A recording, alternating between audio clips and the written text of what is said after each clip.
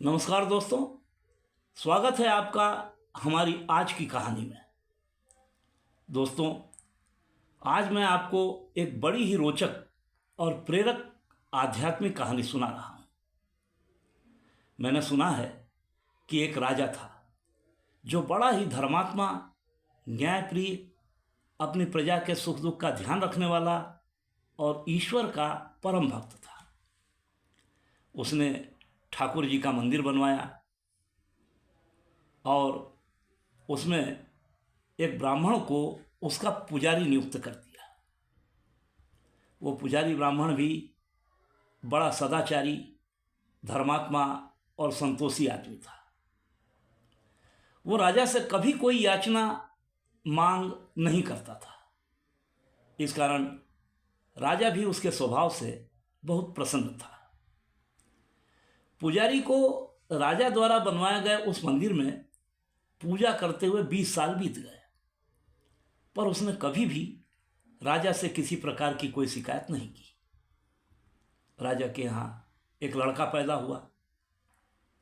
राजा ने अपने बेटे को पढ़ा लिखा कर विद्वान बनाया और बड़ा होने पर उसकी शादी एक सुंदर राजकन्या के साथ करा दी।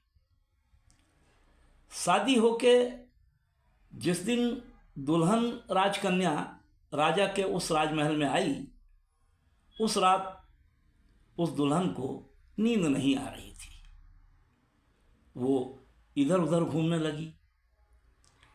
जब वो अपने पति के पलंग के पास आई तो उसने वहाँ पति के सिरहाने हीरे जवाहरात से जड़े मूठ वाली एक तलवार रखी देखी। इतनी सुंदर तलवार उसने पहले कभी नहीं देखी थी। सो उसे हाथ में लेकर उलट पुलट कर देखते हुए जब उसने तलवार म्यान में से बाहर निकाली, तब उस तलवार की तीखी धार और उसकी बिजली जैसी चमक देखकर वो डर गई और डर के मारे उसके हाथ से तलवार गिर पड़ी। वो नंगी तलवार राजकुमार की गर्दन पर गिरी और राजकुमार की गर्दन कट गई। राजकुमार मर गया। नई नवेली दुल्हन पति के मरने पर एकदम हक्की बक्की रह गई। दिमाग सुन्न हो गया। समझ में नहीं आ रहा कि क्या करें। भगवान को याद करने लगी कि हे प्रभु, मुझसे अचानक ये कैसा पाप हो गया। पति की मृत्यु मेरे ही हाथों हो गई, पर आप सब देख रहे हैं, लेकिन लोग तो मुझे ही हत्यारी समझेंगे। कोई मेरी बात पर विश्वास नहीं करेगा।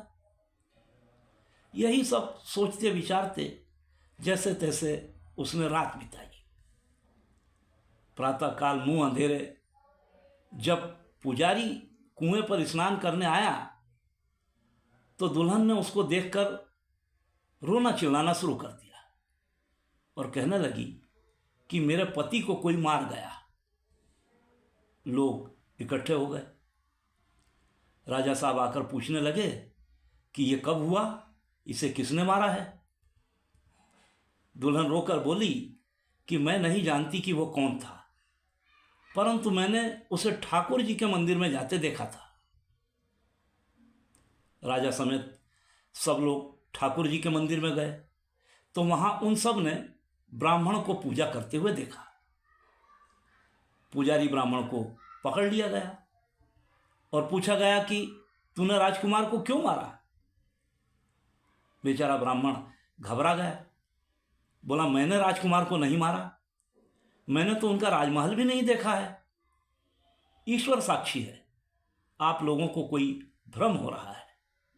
बिना देखे किसी पर अपराध का दोष मढ़ना ठीक नहीं है। पर ब्राह्मण की बात कौन सुनता। कोई कुछ कहता था तो कोई कुछ।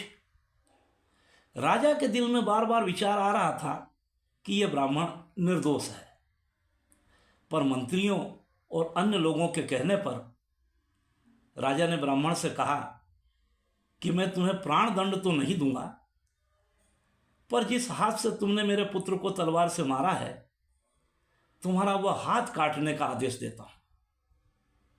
ऐसा कहकर राजा ने उसका हाथ कटवा दिया।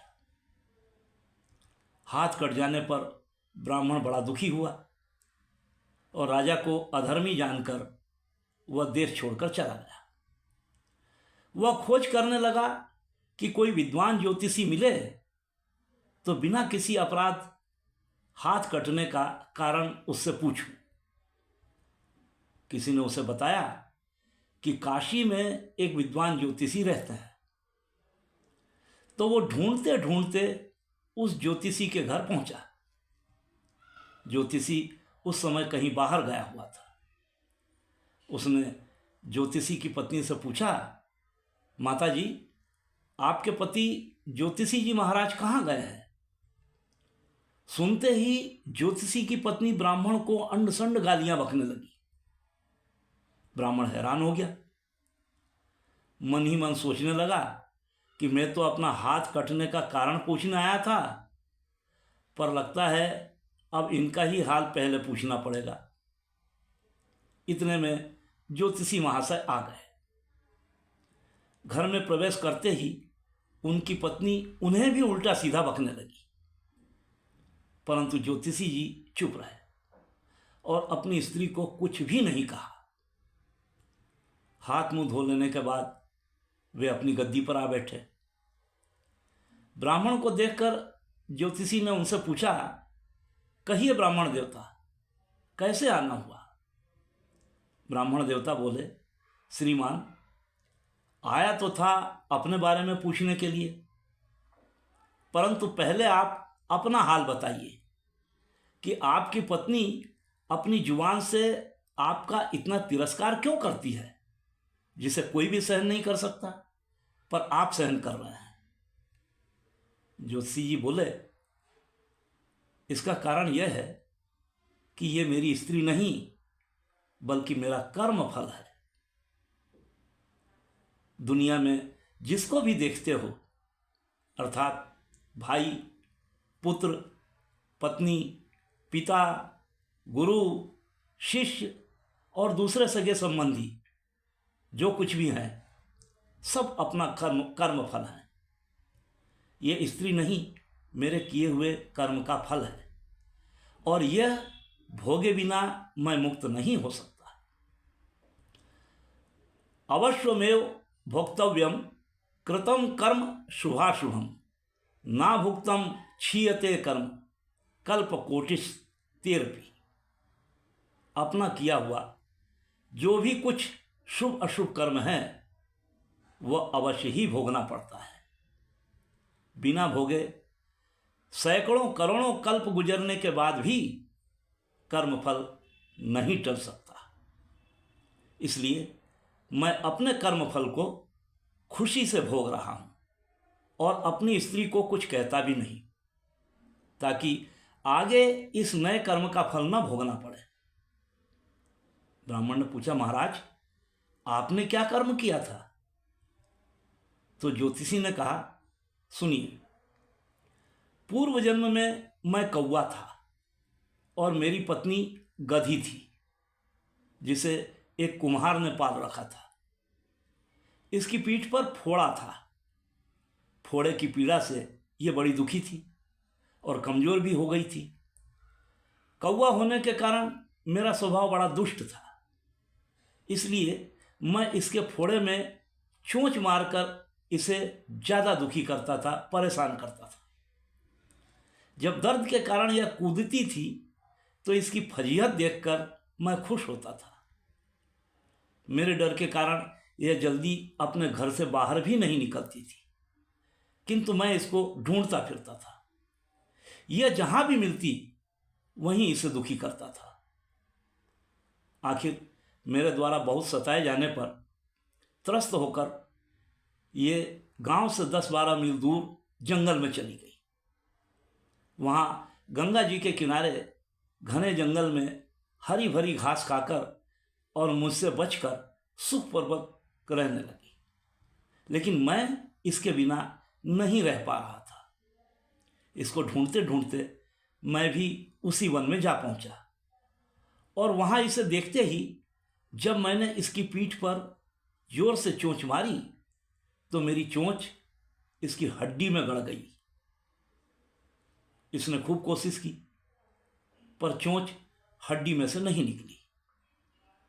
मैंने भी चोंच निकालने के लिए पूरी ताकत लगाई, पर मेरी कोशिश भी बेकार रही। प्रयत्न किया मगर ना निकली। पानी के डर से मैं इसे छोड़ दूंगा ऐसा सोचकर ये गंगा जी के पानी में उतर गई, परंतु वहां भी मैं अपनी चोंच निकाल ना पाया। आखिर में ये गहरे पानी में डूब गई। चोंच हड्डी में फंसी होने के कारण इसके साथ साथ मैं भी पानी में डूब गया। गंगा की धारा तेज होने के कारण हम दोनों बह गए और बीच में ही मर गए। तब गंगा जी के प्रभाव से ये तो ब्राह्मणी बनी और मैं बड़ा भारी ज्योतिषी बना। अब वही मेरी पत्नी बनी है, जो मेरे मरने तक अपने मुंह से गाली निकालकर मुझे दुख देगी, और मैं भी अपने पूर्व कर्मों का फल समझकर सहन करता रहूंगा। इसका दोष नहीं मानूंगा, क्योंकि ये मेरे किए हुए कर्मों का ही फल है। इसलिए मैं शांत रहता हूं। अब अपना प्रश्न पूछो। तब ब्राह्मण ने अपना सब समाचार सुनाया और पूछा, बताइए महाराज, अधर्मी पापी राजा ने मुझ निरपराध का हाथ क्यों कटवाया? ज्योतिषी ने कहा, राजा ने आपका हाथ नहीं कटवाया, आपके कर्म ने ही आपका हाथ कटवाया है।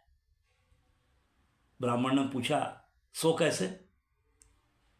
तो ज्योतिषी बोला, पूर्व जन्म में आप एक तपस्वी थे और वो नववधू राजकन्या गौ थी और उसका पति राजकुमार कसाई था। वो कसाई जब गौ को मारने लगा तब गौ बेचारी जान बचाकर आपके सामने से जंगल में भाग गई। पीछे से कसाई आया और आपसे पूछा कि इधर कोई गाय तो नहीं गई है? आपने प्रण कर रखा था कि झूठ नहीं बोलूंगा, इसलिए आपने मुंह से तो कुछ नहीं कहा, पर जिस तरफ गौ गई थी उस तरफ आपने हाथ से इशारा कर दिया और उस कसाई ने उधर जाकर गौ को मार डाला। गंगा के किनारे वो उसकी चमड़ी निकाल रहा था। इतने में ही जंगल में से शेर आया और गौ तथा कसाई दोनों को खा गया। गंगा जी का किनारा था, सो उनके शरीर का बचा खुचा मांस और हड्डियां गंगा जी में बह गए।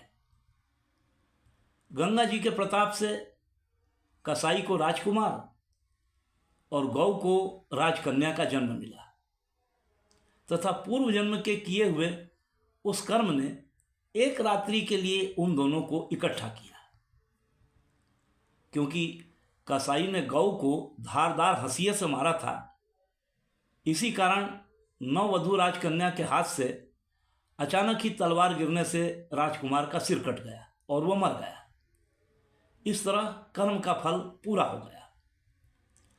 कसाई के पूछने पर गाय के जाने की दिशा बताने के लिए तुमने हाथ से इशारा करने का जो कर्म किया था, उस पाप कर्म ने तुम्हारा हाथ कटवा दिया है। इसमें तुम्हारा ही दोष है, किसी और का नहीं। तुम्हारा कर्म फल पूरा हुआ, अब तुम आराम से रहो। कर्म फल का भोग टलता नहीं। दोस्तों, भगवान श्री कृष्ण ने भी गीता में कर्म और उसके फल का ही विस्तृत ज्ञान अर्जुन को दिया है। यदि हम इस कर्म सिद्धांत को मान लें और समझ लें तो पहले के घोर से घोर कर्म का फल भोगते हुए भी हम दुखी नहीं होंगे, बल्कि अपने मन को शांत रखने में सफल होंगे। भगवान श्री कृष्ण ने इसे ही समत्व कहा है। समत्व के इस आदत या अभ्यास को ही समत्व योग कहा गया है। इस योग का योगी कर्म बंधन से मुक्त हो जाता है। तो दोस्तों, कैसी लगी आपको आज की ये कहानी? अपनी राय जरूर बताइएगा। जय श्री राम, हर हर महादेव।